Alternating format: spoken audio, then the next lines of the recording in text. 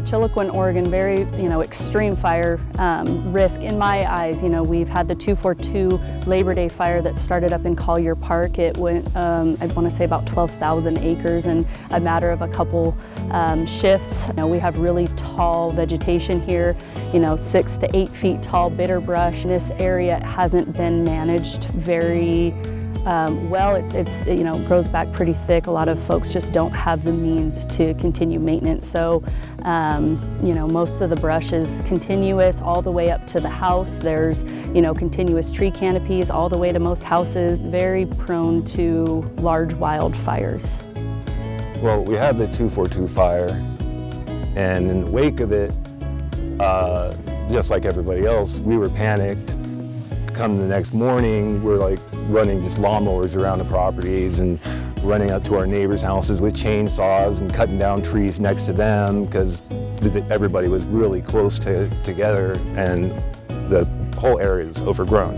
We evolved into the fire abatement and land clearing after the 242 fire. I saw the risk immediately. I knew that as soon as we got here, in my mindset, I wanted 100 foot all the way out to 62, all the way down over to the driveway, across the driveway, and back over here to my other neighbor's land and behind us. And that was my initial intent, because I knew what would happen if a fire came through here. It would just decimate us. And that's when we started getting more and more calls. Hey, can you come out and take a look at our property? And we go out and take a look at the property, and wow, it would cost you a fortune for me to do this by hand.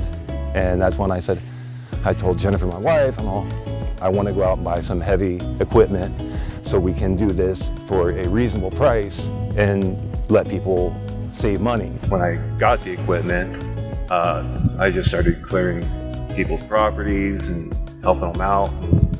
Word started spreading, and that's like when I heard from Jeff. They're protected, but they can also fight the fire.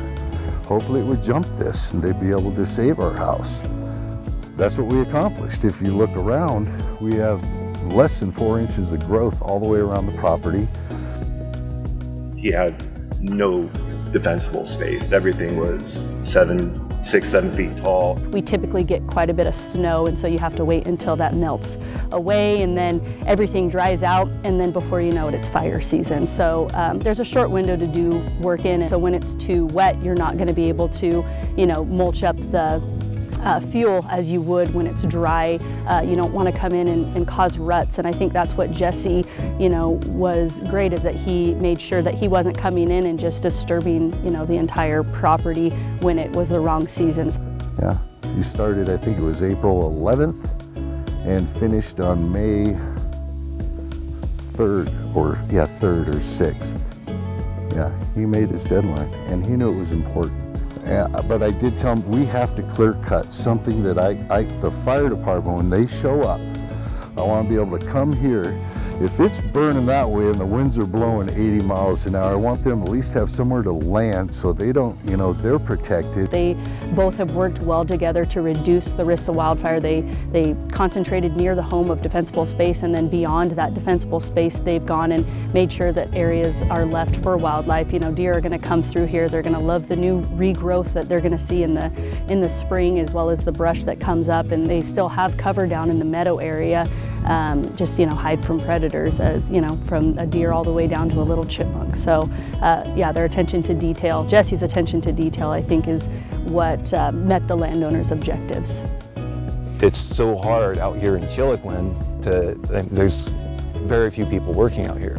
So getting people to work is a challenge in itself.